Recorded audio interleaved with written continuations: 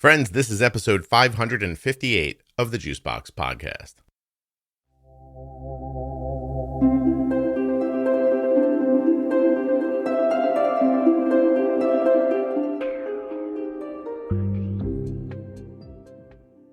I don't want to give too much away, but we're going to be talking to Madi today.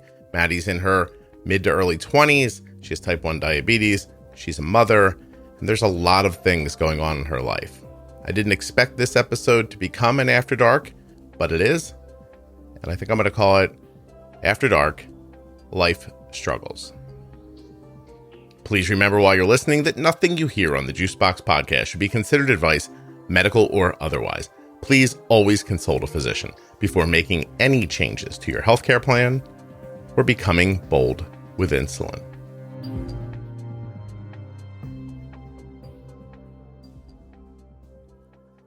Okay, so now we're recording, so don't curse or do anything weird. And I'm from LA. That's hard.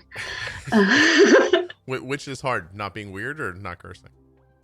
I guess it's both. But I mean, I can manage. Don't forget to take that T1D Exchange survey at t1dexchange.org/juicebox.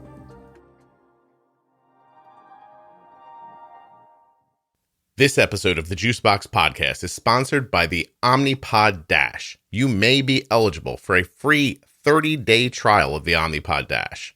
Go find out right now at omnipod.com/juicebox. The podcast is also sponsored by the Dexcom G6 continuous glucose monitor. You can get started today or learn more at dexcom.com/juicebox. Trust me, you want a Dexcom. My name's Madi. I live in Utah. I was born and raised in Los Angeles. I just turned 24 on Friday. Wow. Yeah. Happy birthday. Thank you. So tell me, I feel bad. I was just downstairs getting a drink and my wife said, "What are you doing?" I said, I'm recording with a girl named Madi and I can't remember why she's coming on and I can't find any of my notes on it. So I feel bad about that, but let's just start with how this happened. Why are you here? Okay, so I had found your podcast last year. It was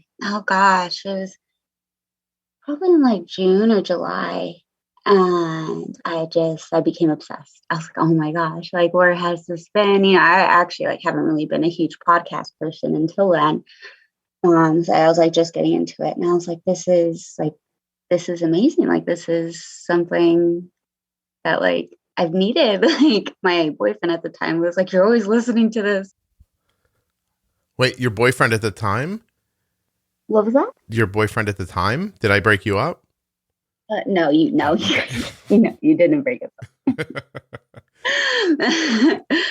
Were you broken up because he was a jerk? No, so he had a son back in Ohio. We were trying to work things out, so he was able to have his son out here half the time, and that wasn't going as planned. So he went back, to be with his son, which we decided, was obviously for the best. Oh, well, that's sad. I'm sorry. It's all right. Life happens. Yeah, no kidding. Seriously, that's. Yeah, so I found your podcast, and I had just been diagnosed with kind of a semi-rare medical condition called EPI, or exocrine pancreatic insufficiency. I've also been type 1 diabetic for the end of this year will be 17 years. All right, hold on, Madi. Let's not blow through that first thing again. What was the new diagnosis? Exocrine pancreatic insufficiency. Hey, hold on a second. You should see me typing. It's not. It wasn't. Can you spell it out? No, I figured it out. I got it, but there was a pause. The pause you heard was me going, "Uh-oh."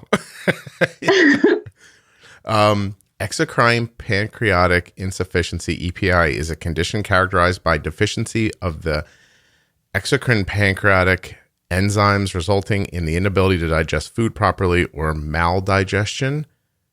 Mhm. That's right. So, but that's not.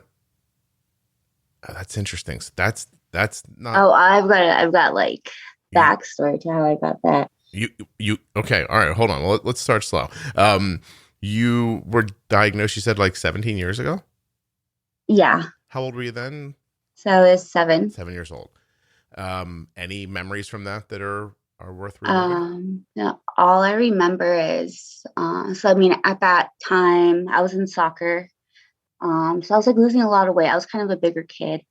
I was losing a lot of weight. I was drinking a lot of water. My stepfather like noticed it. He actually like used to be kind of in the medical field, you know, he was like an EMT, stuff like that. So I'm like, he knew of things, but like he noticed like something was going on, but he was like, oh no, like she's fine. Mm-hmm.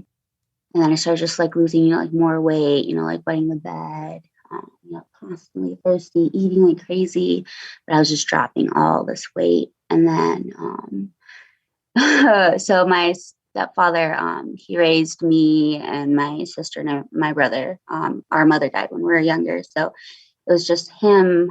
So he's working and I'm like getting really sick at this point. And that had been going on for a couple weeks. And my sister was, you know, like trying to take care of me. The funny thing is that she actually like laid me on the living room floor and like put a white sheet over me. How old was she? And she calls our stepfather. She's like, "Hey, like Maddie's really sick. Like, you have to figure out." Maddie, your voice just went away, and I don't know why. Are you farther away from where the microphone is? No, No, I'm actually wearing a headset. Oh, you're wearing a headset. Can you hear me through it? No, that's what I was saying. Is Oh, you're okay. coming through my speaker on the PC. Yeah, I don't know what happened there. I'm sorry. I think because we have like a weird setup, it's possible that when I'm talking and it's coming out of your speakers, that your microphone's hearing it like you're talking. And then I think there's some sound canceling going on. So I'm going to try really hard not to like, you or ask you questions in the middle. Okay. I think that might be it. But I did have a question. Like, let me ask a couple and then you can get back into the story. So I'm sorry, your mom passed away when you were younger. How long were your mom and your stepfather together before she passed? Yeah, you're completely gone. Your voice is completely gone. Shoot. Maddie, I can't hear you at all.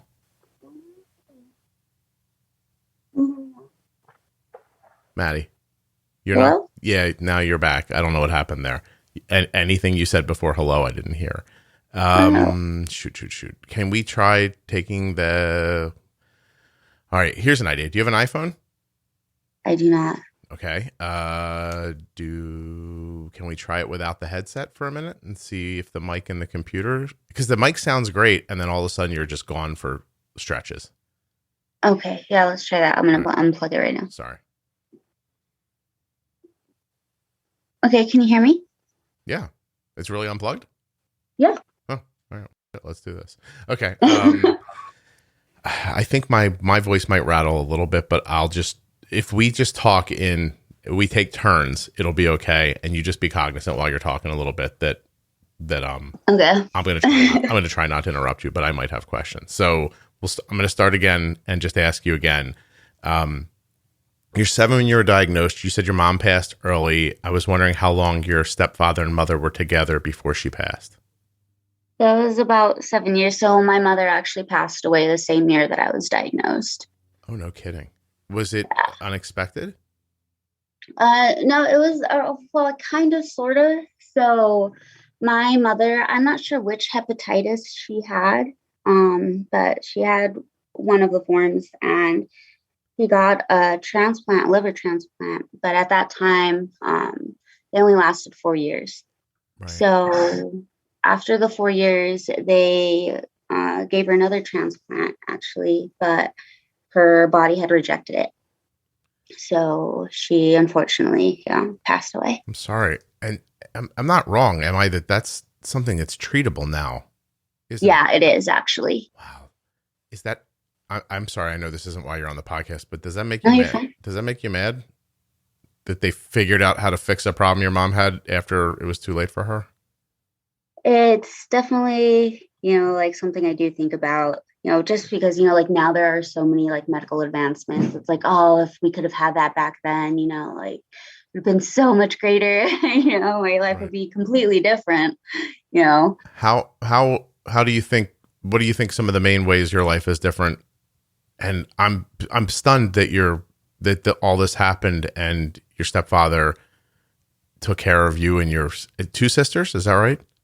My older sister and a younger brother. That's lovely. But okay, I want to pick through it a little more. So I'm sorry. So your stepfather is recently lost his wife, your mom, and then you're diagnosed. Do you feel like at that time, looking back, did you and your sister and your brother feel like his kids to him, do you think? Or do you think this whole thing brought you guys together? So our family tree is kind of crazy. So my stepfather, my younger brother, that's his biological son. And then me and my older sister, we're not, his blood. Right. So he did have to like adopt us, after my mom passed away. But I mean, like he basically raised us, he did raise us. Yeah. So we did have that connection. Unfortunately, he was kind of abusive. So that's the reason I actually moved to Utah when I was 18. I moved in with my biological father. Things have been pretty good since then. I don't really talk to my stepfather as much anymore. I see. As of late, I actually blocked him on stuff. Wow. I'm sorry. I hear stories that I just don't expect to hear. I know. Yeah. My life's been pretty crazy. I was going to say, you need a break. Yeah. So what was that like growing up then with diabetes with a stepfather who wasn't the greatest? Oh, it was awful. I was constantly in the hospital, in and out. It got to a point where he wouldn't even see me in the hospital. He just dropped me off at the ER. I'd be admitted and I'd call him when I was ready to be picked up. Wow. Oh, that's fucking terrible. Okay. Yeah. Okay. Tell me how you ended up in the hospital in that time. A lot of DKA. Like, I mean, I'm assuming it was hard as a 7-year-old to take care of your blood sugar. Were you on your own? Was he trying to help you with it at all? After I was first diagnosed? Or any of those times through there? I guess like my diagnosis, we didn't really finish that. But my sister ended up calling him and was like, hey, like Maddie's really sick, like something's wrong. He like rushed me into the hospital. I was like blue in the face, and they like checked my blood sugar and I was like 700 something. And they're like, yeah, like she has type 1 diabetes. And like, like I said, like him, having, some medical knowledge, he was like, why didn't I see this? Like I know all the signs, like this and that. So, I mean, after that, like my diabetes was watched pretty well, like after my diagnosis, like my initial diagnosis, because also at that time, since my mother had passed away and me and my sister weren't, are obviously like our father's daughter, we were going through the custody battle. So my biological father and like his family and, like obviously like my family with my stepfather, like we're all like, pitching in, taking care of me, especially with, like the schedule of, like sharing me during that time in the court. So, I mean, it was very well watched in the beginning, and then they had granted, custody to my stepfather. So after all of that was finalized, my biological father and his family moved out to Utah. And That's so he fought to keep you, but then didn't treat you particularly well once he had you? Well, I mean, like, it was my mother's, dying wish, for the three of us to stay together. If, obviously if my biological father would have wanted me would have been, split up. So they thought it was in the best interest to keep us with our stepfather. Obviously, they didn't know that he was going to turn out the way he did. Yeah. Unfortunately. Well, I'm sorry to hear all that. It's literally terrible. And I don't know another thing to say other than that's terrible. And I'm really sorry. But you're young and it sounds like you're in a different position now. Did you have a pump all that time when you were younger or were you using MDI? Oh, so the weird thing is, I was just doing the MDOs or MDIs, multiple daily injections. Mm-hmm. He was actually he instilled a fear in me about the pump. Like, he was like, someone's gonna hack into it, or the tubing is gonna get kinked and you're gonna go to DKA instantly and you're gonna die and this and that. So I always stayed away from the pump. I wonder if it was just expensive and he didn't want you to have it. Well, it was honestly it wasn't even that. We could I don't want to say, but we could afford it. Right. He made good money. And we had really good insurance. But he was just scared of it. Yeah, and it's now that I'm older, I'm hearing stories from my family and stuff like that. And they're he kind of wanted to stay away from technology. It was kind of weird about it sometimes with certain things. And I was like, what? Oh, maybe not just around diabetes. Maybe he's just the kook. Is that what you're saying? Yeah, but yeah, he kind of is. Yeah, he's a little psycho. Gotcha. The easy way to say it. Oh my God. Hold on one second.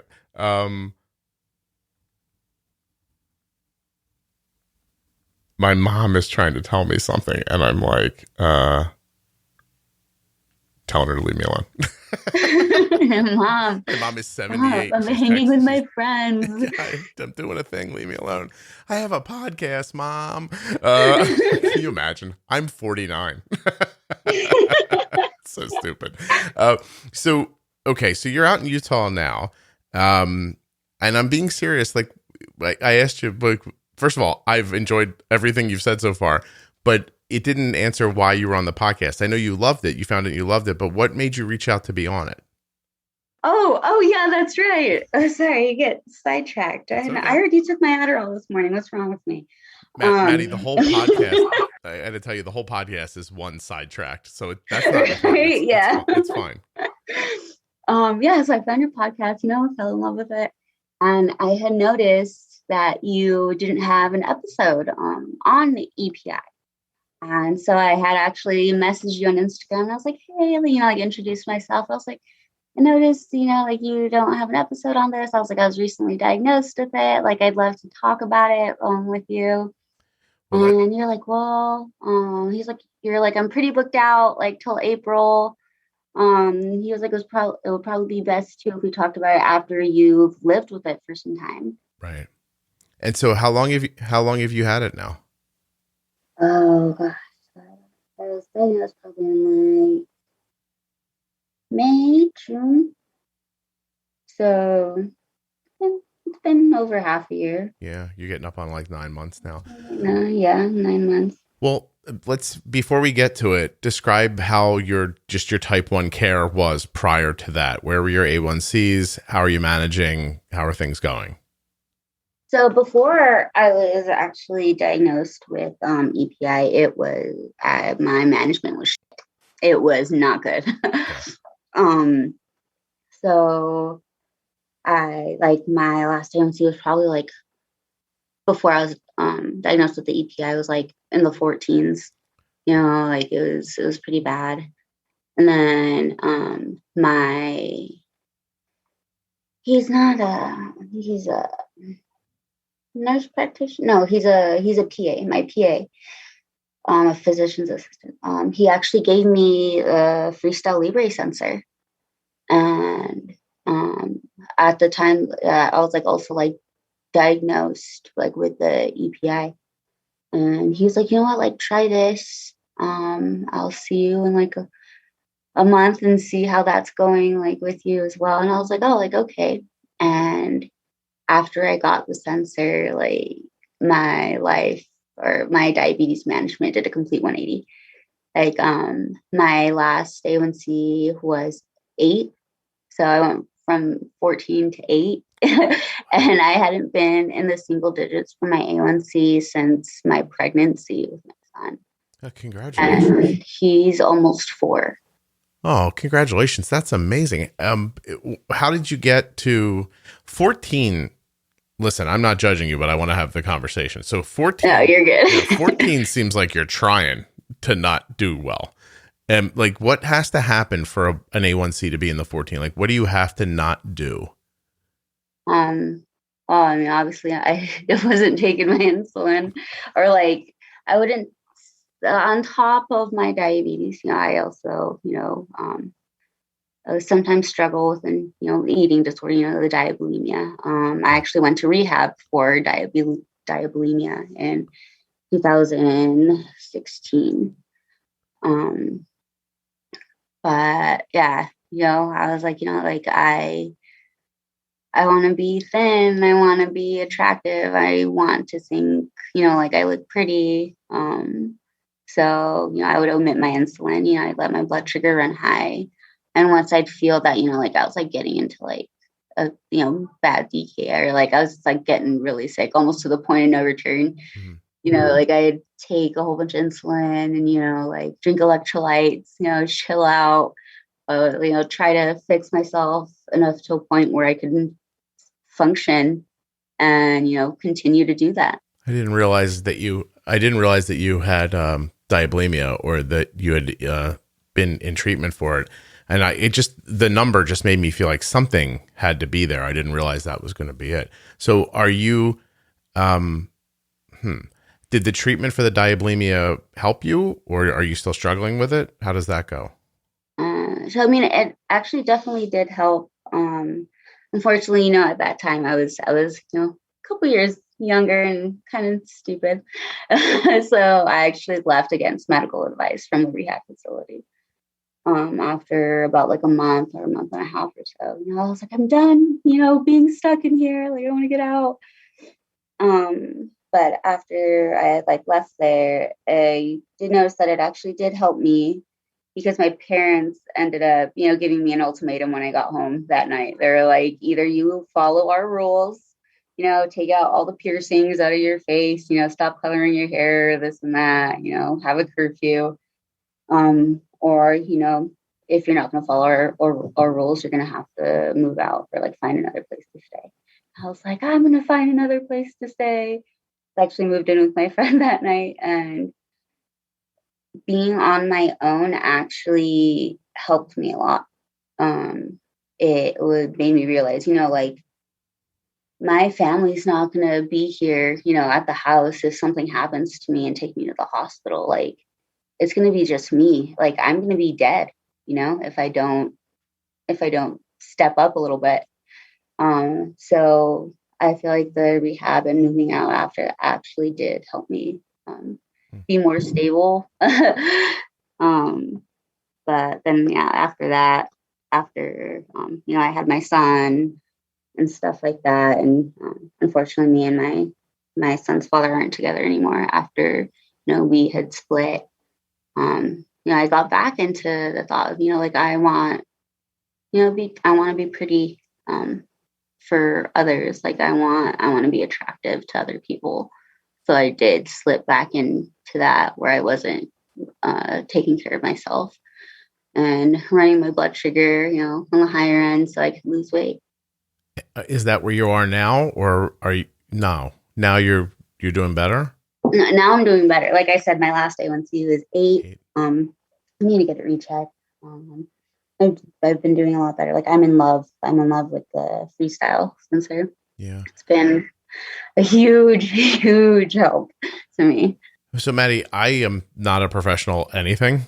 I'm seriously, like, keep that in mind as we're talking.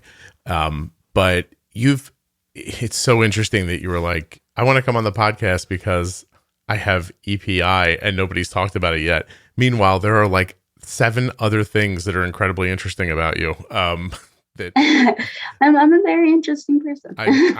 Yes, you are 100%. My first question is, if I search your name, your full name, which we're not saying here, on Facebook, and I come up with a picture of somebody on a horse, is that you? No. No. Okay. All right. Definitely not. Definitely. And it wouldn't be my full name. It would just be my Madi and then my last name. Gotcha. That you have. All right. So, it's just trying to get a feeling for who I was talking to. But, so a couple of things. The wanting to look good for other people thing, that's, that seems to be the driving force behind a number of your issues.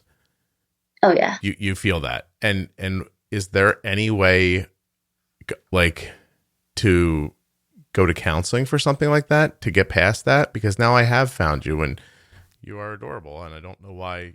Thank you.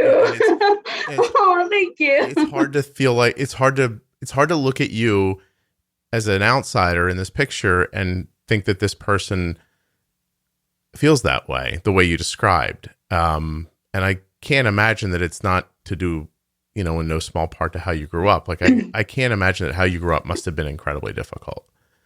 Yeah. And has, I would imagine, a lot of impacts that you might not even understand or that I understand. It does sound like your father, your birth father, and I guess his wife, it sounds like when they had enough of you and you had enough of them and you kind of split up, then you started seeing more of the realities of your life, I guess. Does that make sense? Yeah. Okay. Definitely. And then the Libre did what for you? It showed you trends and where your blood sugars were. Did it help you do better with the insulin, or did it put a picture to what was going on in your body, and did it scare you? It did a lot. So I mean, like, sorry. No, Obviously, like I saw the trends, and then I started kind of becoming like hyper focused on it. I was like, oh, like, if I change how much time I take, we're like, just like pre-bolusing, and then, watching what I'm eating, and then like watching the spike, and, like everything like that. And it was just like, it became like an obsession. So you focused yourself on your healthy situation instead of focusing on, because I mean, I really don't know anything about anything, but I've never had that feeling in myself. Like I don't look right for people. And I can't imagine how impactful that must be on you when that's the overwhelming feeling in your head. But do you like hyper focus on things, and you just hyper focused on your blood sugar this time? Yeah, I mean, there's a lot of stuff I hyper focus on. I mean, like obviously, like there's my blood sugar. And like it's, obviously like doing much, much better now. But it's like now that I'm not using my diabetes specifically to lose weight, I've been finding other ways, unfortunately. So it's like I know that my diabetes is in order, but now that I've discovered I have this EPI, I have found a new way to lose weight. So this is going to sound disconnected from the disorder of diabulimia. And I want everybody listening to remember that I've never had it, and I have no like perspective on it, but I can see your pictures, and you don't have weight to lose. Is that because you're manipulating it, or do you just feel like you do, and it doesn't, like, would it not matter how small you got? You would feel like you needed to lose weight? I'm not sure, because like, I mean, there was like a point where I was like, oh, like, I think I might be thin enough. And, it's very hard for me because, yeah, I mean, obviously, if you look at my pictures, I'm not like a bigger person. And, like a lot of people are like, oh, like you're small, you're tiny, like I fit in size small clothing. Like I wear size small, medium. Where I think it's just like, physically, I know I look okay, but it's the number on the scale. because I'm actually a very dense person. So you see, I'm pretty small, I'm 5'6", like I said, we're size small, but I'm like 150 pounds. And people are like, there's no way, like, you weigh that much. I'm like, yeah, like, I'm super dense. And it's like, I guess like just seeing that number, I'm like, I want to be smaller. And then it's also, like, obviously like how I see myself. Yeah. I feel like people will, accept me more, love me more, treat me better if I'm prettier, if I'm more attractive. And that does obviously like stem from my childhood. And like the abuse and the neglect where, it wasn't being taken care of. And there actually like was a point, like I said, I was a bigger kid a little bit. My stepfather, would comment on that and would force me to work out. And he had like told me like before work, sometimes he's like, you're too fat to go to work. I'm not taking you. Oh, I'm sorry. That still affects me to this day. Yeah. So, I mean, I think if there was a therapist here, they would tell you that you should go to therapy and talk about that. Oh yeah, definitely, for sure. Is that something that you could do? It is. It definitely is. I like to put on my big girl pants. I should forget that joke. That was awful. Where I'm like, oh, like I can take care of this on my own. Yeah, I would say, Madi, that somebody put you in such a deep hole to start your life that I don't see how you could possibly take care of this by yourself. Like, I think you really need somebody to help you with it, because you have a number of different things going on, right? So you're somebody's mom. You're a young person who grew up in an abusive way. Obviously, I think the diabulimia is because you had the ability to manipulate insulin, but had you not had type 1 diabetes, I don't know that you wouldn't have ended up with an eating disorder just all the same. Based on how you're telling me he spoke to you. And I mean, you're too fat to go to work is a level of horrible that I did not expect. You know what I mean? And I think it's possible that when you grow up like that, that starts feeling like that's how people talk to each other, except I have to tell you, like, nobody talks to people like that. You know? Oh, I know. Yeah. And, and if you had been spoken, like, listen, I don't mean to like rip down to the end of your soul, but you're okay. Your mom died when you were 7. That's if just that would have happened, I think I would tell you should go to therapy. And do you know what I mean? And then you get type 1 diabetes. If just that happened, I think I might tell you to go to therapy. And you grew up with an abusive stepdad. If just that happened and somebody was shaming you for your body, and it's not even based in reality, which can be which I imagine could be even more confusing. Like somebody calling you, it's like if somebody was calling you blonde and you were a brunette, like you'd be like, I'm not blonde. But they kept saying it. Like, I don't know how confusing that would be. Like, you're seriously, and then you got another medical issue.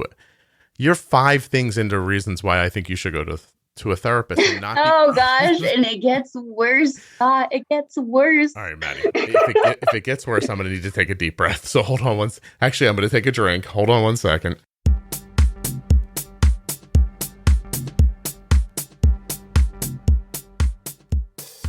Hey, why don't we all take a second to talk about Dexcom, makers of the Dexcom G6 continuous glucose monitor, and why you may want to run right to dexcom.com/juicebox and find out how to get started.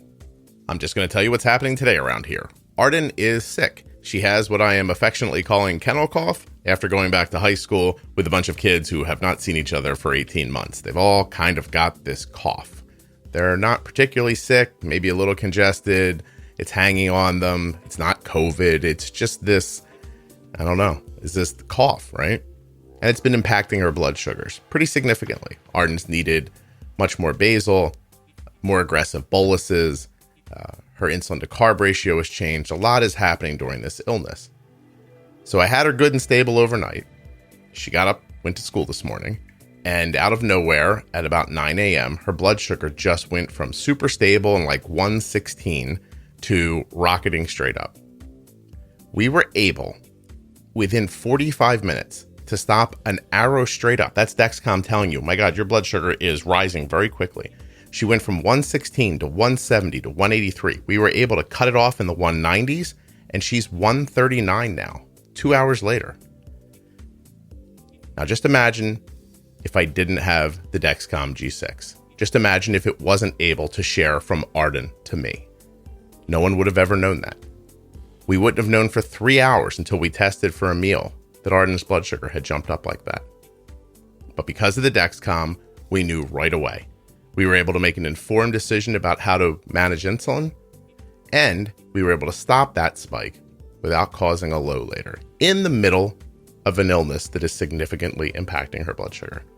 I don't feel like I should have to say anything else.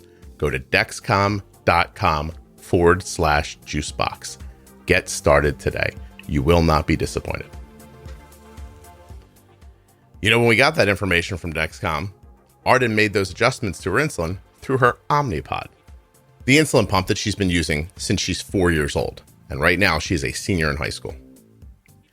Anyway, we needed to make a bolus. We needed to increase her basal. And Arden was able to do that with a few clicks of a button. She didn't have to go to the nurse. She didn't have to pull out a syringe. She just click, click, click. Here we go, on our way. And when we saw that bolus work, we took the basal away right away. So we did a temp basal increase and then took it away, temp, and took it back and put it where we needed it. You understand? Instantaneously. No walking to the nurse's office. You can't do that on MDI because once you've injected your basal insulin, it's in there. But we were able to use Arden's basal insulin in conjunction with a bolus to manipulate the situation. You could do that as well with the Omnipod, which is a tubeless insulin pump. A tubeless insulin pump that you can swim with or bathe with without taking off. You know, people are like, oh, it's not a big deal to take something off while I take a shower. But what if this thing that happened to Arden today happened while she was in the shower and she wasn't receiving any insulin at all? I think it's important to stay connected to your insulin. And with Omnipod, you can. Now, here's the last thing Omnipod has going that I want to tell you about. It's the Omnipod Promise. And this is how it works. There's no need to wait for the next big thing from Omnipod because with the Omnipod Promise, you can upgrade to Omnipod's latest technologies for no additional cost as soon as they're available to you and covered by your insurance. Terms and conditions apply, but you'll be able to find the details at omnipod.com/juicebox. Oh, and if you're from Australia, hold on for 1 second. Let me say one more thing, then we're going to get back to Madi. Australians, Omnipod is now available for you. Learn more at omnipod.com/juiceboxAU. The examples used here are from my daughter. Your results may vary. I mean, holy shit. I didn't know this was an After Dark episode when you booked it, but it is. So that EPI is the least interesting thing about you, just so you know. But at the end, we will go over it so that we can understand it. But we're going to get through this first. Okay. So, because I'm right now feeling, this happens to me sometimes when I'm doing these episodes, like I am now feeling parental towards you, which is not reasonable, but one of us is going to get you to therapy today, and it's going to be me, or I'm going to feel like I screwed up before it's over. Okay. But holy shit, what else is there going on that we don't know about? So, obviously, like I said, I stopped with the diabulimia and then I started using my EPI to lose weight. But, during that, or I guess like 2020 was a crazy year for everyone. Mm-hmm. But how do you use EPI to lose weight? So with the EPI, I'm not able to process or digest a lot of fats. So the EPI basically is that my pancreas has been so damaged that I no longer release the enzymes to break down foods. And so if I don't take what they call them PERTs, pancreatic enzyme replacement therapy. So I have to physically take pills that are filled with enzymes right before I eat in order to be able to absorb all of the fat and like the nutrition and, like carbohydrates, proteins like that. Mm-hmm. So if I don't take them before I eat, I'm not absorbing everything. So I don't gain as much weight and I'm like malnutritioned. And it actually makes, obviously my insulin sensitivity insane. Like I barely have to take any insulin because I'm hardly absorbing anything, which in my head, I think that's fantastic that I'm also like losing weight on top of that, it's an awful thing. Another thing that I'm just manipulating. Yeah, I think that's a hell of an insight from you, really, is that you're very busy in so many different times in your life, just trying to manipulate reality to do something where there's a way to live in reality and those things happen as well. You know what I mean? You don't need, because it must be exhausting, is it not, to constantly be thinking about this stuff? Oh, it is. It definitely is. I have a million things on my mind all the time. Obviously like my diabetes management, I have like a hiccup. My other, medical conditions, my son, like I said, me and my son's father aren't together, but, I do have them half the week. And my son actually is in remission for cancer right now. So, it's a lot. Oh, Madi, I didn't A realize. lot to do. Jesus, you're going to kill me. Hold on a second. That's why the 2020 was a crazy year. Yeah, he was diagnosed March 5th of last year. With right when COVID hit. What kind of cancer? He has stage 4 rhabdomyosarcoma. How old is he? He's 3.5 right now. Oh my gosh, I'm sorry. What? And he's in remission right now? Yeah, so he has about like 4 months left of maintenance chemo, and he should be able to ring that bell. So things are good. That's really cool. That his prognosis is 4 more months of chemo, and then he gets to call himself in remission, or he gets to what's? I guess like technically he is in remission now. His PET scans are showing that he's technically cancer free, but he does have to finish the maintenance chemo. And then we do some more scans to kind of make it official. I just found a picture of him. He looks just like you. Oh, I wish I could show you a picture of us, and we both have hair as toddlers. We are doppelgangers. Oh no, I can see it in his face, and now I'm understanding. I think I'm understanding better why you shaved your head at some point too. It's been almost a year exactly, I think. Wow. Since we shaved our heads. Madi, do you? I'm at the point now where I want somebody to give you a hug. So I'm not. It's funny. 20 minutes ago, I thought, wow, this girl's not doing great, and now I think it's possible you're doing really well considering everything that's happening to you. I'm trying my best. No, seriously, good for you, and I think you are. Like I mean, I don't know how you. It's a lot. I just don't know another way to say that's you're 24. Just turned 24, yeah. Oh, that's just way too much to have to do in the first 24 years of your life. So how do we? I mean, do you have a plan for moving forward? Like, do you have a goal for yourself?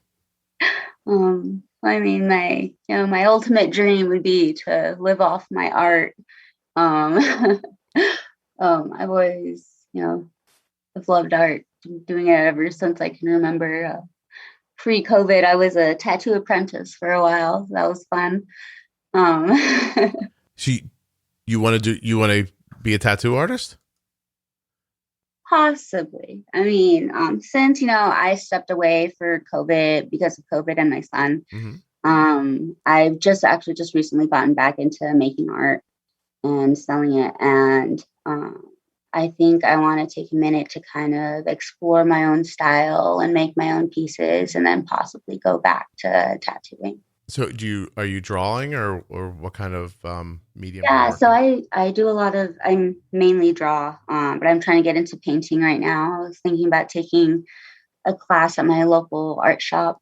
I think that would be really cool. Okay. How about your mental health stuff? What's the play for that? Like I don't think you can just hope that it's going to I know. get better. Yeah. So I mean, I actually had an appointment. I set up an appointment with my therapist on Monday, but I was in California this past weekend to visit my sister for my birthday. Mm-hmm. So I was supposed to come back on Sunday and then go to my appointment Monday, and then she convinced me to stay another day. So I missed my appointment, so I have to reschedule that. So is this a startup appointment? Yeah, it's a new startup. Okay. I mean, I've seen the guy before, but it's been so long that I have to do like another, like new patient appointment. Yeah. If I asked you to promise me to just go every week, would you do that? Yeah, I actually used to go see him weekly, and then we started spacing it out to 2 weeks. Was it helping? It was, yeah. Okay. I don't know. You have things that I don't have any perspective on, other than from the podcast, and I don't know. I can feel like I'm supposed to say something here, and I don't know what to say.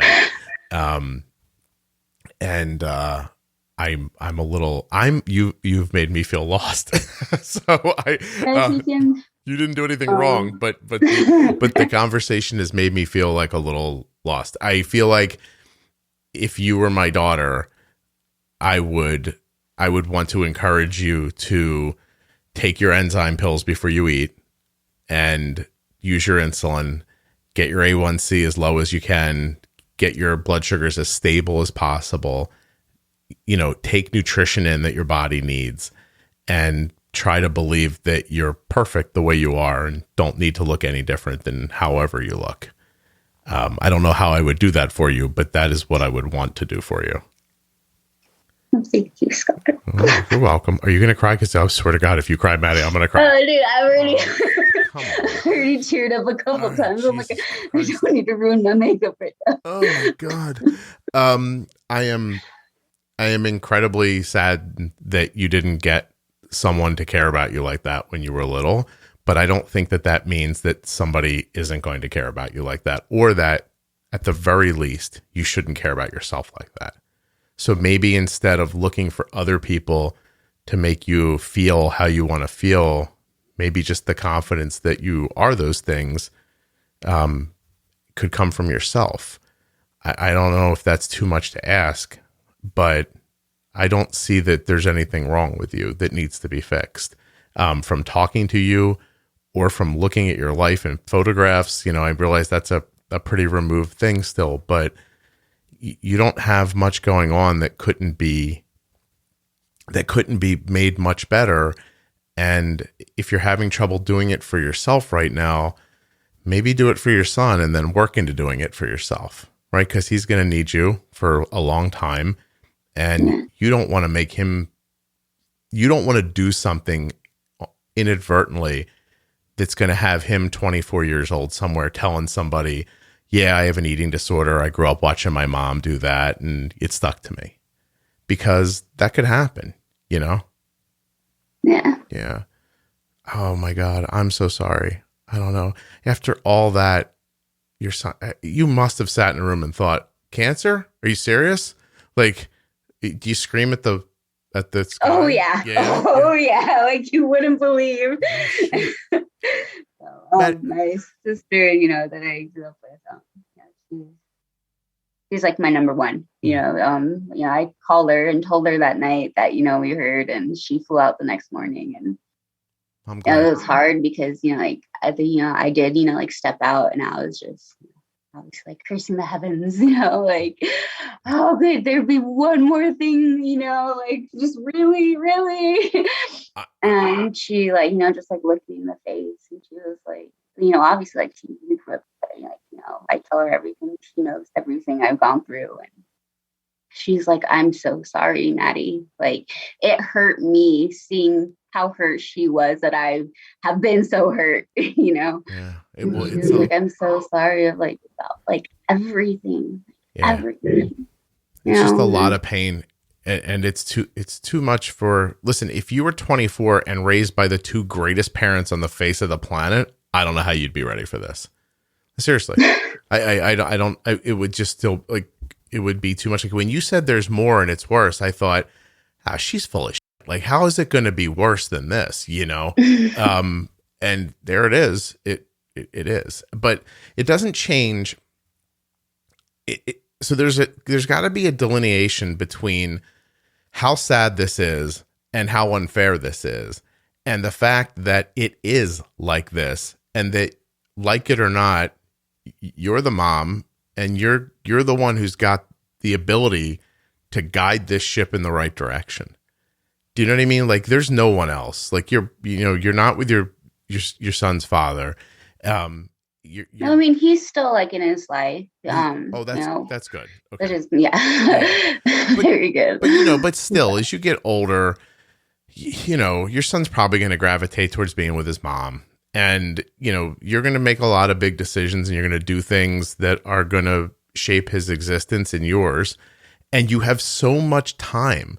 Like, for all that's, I think, the really good news in all this is that for all the bad things that have happened, you're only 24. Now, that might be confusing to you because you're as old as you've ever been. And so you feel like you're really old, but you're barely starting. Like, life has literally just begun for you. Your brain's not even done forming yet. I don't know if you realize that or not. Okay. So you have, decades ahead of you, way more time ahead of you than you have behind you. And there could possibly be a day in the future where you don't remember your life the way you're talking about it now, where you've built a new life that is a celebration and a joy. And that's how you think of life. And that's how your son will think of life. Like, I think that's like really important to remember, that just because all this stuff happened doesn't mean this is who you are. You could easily be somebody else starting right now. And I mean, and look how easy it is. You take your enzyme pill and take care of your blood sugar, and you've just eliminated some really big problems. You know what I mean? Yeah. And then talk to the therapist. And I would probably go out in the middle of the night and run in the desert and scream a little bit too. That sounds like a good idea. Does. But don't, because you'll run into a cactus and be killed by a Gila monster. You don't have any luck, Maddie. Okay, stay inside. It's actually freezing outside at night in the desert. You would freeze. Trust me. Listen, until you write what's going on here, I would be worried that anything bad. Like, if you ever walk outside and think a plane's gonna fall on your head, because I would if I was you. I'd be like, a mountain's gonna fall over on me or something right now. Like, dude, that's my luck. Yeah, that's my luck right there. I'm saying, like, you'll just like if you went to the Grand Canyon, it would eat you. You know what I mean? Like, definitely. There's no way you should stay away from all kinds of falls and cliffs. Probably wrap yourself in bubble wrap a little bit. I know that I know that. So, not to keeping in mind, I'm not a therapist and I'm just a person chatting with you. I want to give you a little perspective on my side a little bit. And this is the one thing that no matter how many people I talk to who have some sort of an eating disorder, I know what it is. Like, I understand that just your brain just does not see yourself the way you are, right? And that it pushes all this on you. But being able to see your pictures, it makes it really shocking on my end that you feel the way you described.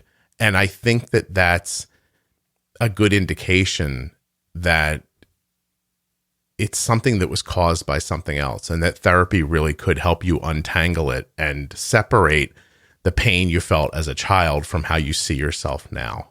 That is my guess. Like, I would really lean into therapy, and I would really lean into how you see yourself in that eating disorder in that therapy. Seriously. Because you are not the person you think you are. I know. Like, logically, I know. Yeah. No, and I'm sorry to even say it, because I know you know, and I know that's not the point. But I think that that's a good jumping in spot to try to help yourself. Because it's just, I don't know, it's terrible that you're spending so much time and effort and thought on something that's just really a bullshit idea that some jackass put in your head when you were a kid. You know what I mean? Yeah. Yeah. All right. Holy shit. Should we take a break or go for a walk? Or I feel like I should smoke a cigarette. I don't even smoke. I'm not even certain what to do here. Is there, well, I guess you probably want to tell all those people who say that I'm the proud owner of a useless pancreas that their pancreas is not that useless, right? It does a lot. Yeah, I mean, like mine's like at most 5% functioning right now. So yeah, but you know how people with type 1 are like, my pancreas doesn't work, and it still does a lot of things, like help you digest your food. So, you know what I mean? Like it would be, I wish people knew that. I know it's just a joke, but you know, it's not a useless pancreas. It's just a seriously diminished pancreas. And it's not really the pancreas anyway. It's the beta cells, but let's not get too technical. It'll ruin everybody's t-shirts. All right. Do you have any questions for me? Is there anything you want to talk about that we haven't? I guess like really quickly, I can just go over like how my mismanagement of my diabetes led to my EPI. Please. So, obviously, like I said, I was diagnosed when I was 7. I wasn't, taken care of at all, really. I was kind of just, like left to take care of it by myself, like after all the custody battles and stuff. And after that, I always in and out of the hospital, like probably like every 3 months. And I moved, here to Utah, and I was like, everything is going to be fixed. Everything's going to be better. Obviously that wasn't the case. I was still, in my bad habits. It got really bad to the point in December of 2015, I actually went into a coma because of it. And I survived, and I started, I went to rehab after that. And then, I started taking care of myself a little bit better. I ended up, getting pregnant, and I took care of myself then. And then after that, I just like slowly started like declining, like back into my old ways. And then, after, me and my son's father had split, I had gotten a little worse, and I started going to the hospital again. And, then I got the freestyle, and like everything started getting better. But then I noticed I started having, like these really, really terrible stomach issues. And like, it got to a point where I was like, this is affecting like my daily living, like the quality of my daily life. Like I have to get it checked out if something's wrong. Yeah. And, they did the tests and stuff, and they took an ultrasound, like they put the camera down, or an ultrasound machine, whatever you want to call it, down my throat, and took a ultrasound of my pancreas. And they're like, you definitely have chronic pancreatitis. Like your pancreas is riddled with calcifications because of all of your mismanagement. Like you've obviously never taken care of yourself for like a very, very long period of time, like over a year. Like It's just like you've been bad. You're a bad diabetic. Yeah, so they're like, you have chronic pancreatitis, and with all the other tests we ran on you, you also have exocrine pancreatic insufficiency. You're gonna have to take these enzymes right before you eat every time for the rest of your life as well. And I was like, awesome. Awesome. Can I ask you, after all this, have you avoided like anesthetizing yourself through like hard drugs and drinking? Do you not do that stuff? No.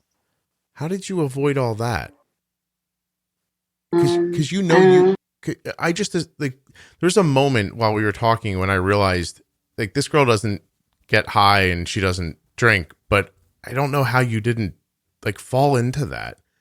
I mean, like, I smoke like weed here and there, I'll socially drink. Actually, I can't drink now because of my EPI. But before, I'll like socially drink, but I've never gone like really hard into it. Yeah. That's I mean, it's I'm happy for you, but it's kind of fascinating. Like it feels like the kind of story that ends with, a drum roll at the end, and they're like, and so I've been off heroin for 3 weeks now. Like, you know what I mean? Like it felt like it was heading that way. And then I realized it wasn't. And I was like, I think it's possible you're the strongest 24-year-old person I've ever met in my life. Like that's I've what I've come up heard with. that many times. Yeah, no, that is what I've come up with. And I think that if you can get on top of some of this other stuff, you might see a lot of success from that strength. You know, like imagine where it might take you if it wasn't so busy fighting all this crap. I mean, like, besides, like I said, like, my diabetes is doing, like, well now, and, like, it's just pretty much my EPI that I'm not managing. Besides that, you know, everything else in my life is going pretty good. You know, like I said, like, I'm a single mom. And like I said, his father's still in the picture. He hasn't half of the time. You know, I have my own apartment. I pay my car payment. I have a dog. You know, I'm just living life on my own a little bit. Good for you. You know? That's amazing. I think that I'm sorry, my voice is echoing. It confused me for a second. I think it sounds like you're doing terrific, and it sounds like you're moving in the right direction. I just don't think you should be hard-headed about taking help about it, because I think you can probably get where you're going more efficiently and probably more quickly. Oh yeah. You know, with somebody's assistance. I'm very stubborn, unfortunately, and I know it. Stop that, Madi. Okay. Please. Holy crap. I want to make sure, is there anything else did we miss anything? I think that might be it. I think. Okay. All right. If you want a part 2, we can do a part 2. We can just keep on going. I don't see. I don't see how you don't get to come back on every year for as long as I do this podcast. So there's a couple of people. Return guest. I'm telling you, there are a couple of people I've said that to, and you are definitely. We're going to stop the recording, and I'm going to make that offer to you 100%. First, a huge thank you to Madi for coming on the show and sharing her life with us. And I also want to thank Dexcom, makers of the Dexcom G6 continuous glucose monitor. You can find out more at dexcom.com/juicebox. There's also links in the show notes of your podcast player and links to all of the advertisers at juiceboxpodcast.com. When you click the links, you're helping the show. And don't forget to find out about that Omnipod at omnipod.com/juicebox. And of course, for you Australians, omnipod.com/juiceboxau. Check into that free 30-day trial of the Omnipod Dash. You may be eligible. And don't forget about the Omnipod Promise.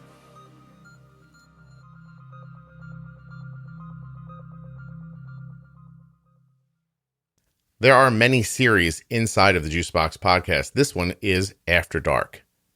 Other After Dark episodes include eating disorders, diabetes complications, being the child of divorce, living with bipolar disorder, sexual assault and PTSD, using psychedelics, heroin addiction, bulimia and depression, divorce and co-parenting, having sex from both a male and female perspective when you have type 1 diabetes, depression and self-harm, trauma, addiction, drinking, and smoking weed.